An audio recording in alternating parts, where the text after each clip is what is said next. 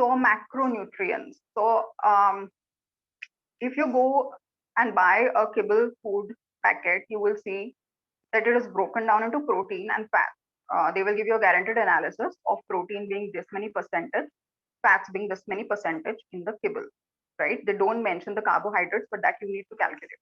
So you need to calculate how much protein is in there, depending upon how much the quantity of food is. Okay, it is very subtle. So they will never mention that there are carbohydrates in this. Then there will be fat. The fat percentage will be given, and then whatever remains is the carbohydrates. And carbohydrates is mostly like 60 to 70% on an average in a kibble bag, right?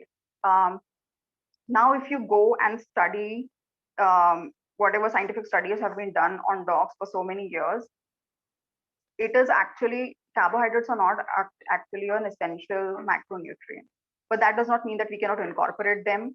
And that does not mean that they are not beneficial for the health. They are definitely beneficial for the health.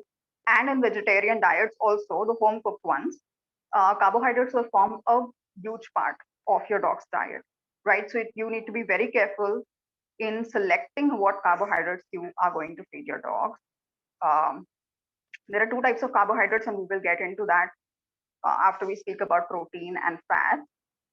Protein is the most essential, it will be the most essential part of your dog's diet.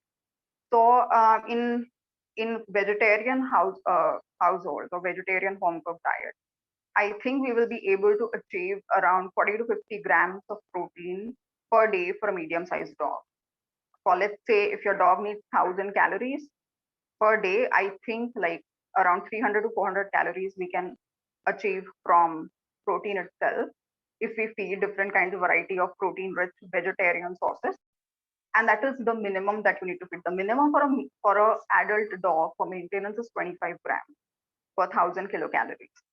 So we need to go a little above that, because the protein that you feed, it is not going to be completely absorbed through the intestine, right? So if you're feeding like, let's say 50 grams, maybe only 30 grams will be absorbed. So you always need to keep that buffer, right? And there is one very important thing that I need to talk about protein.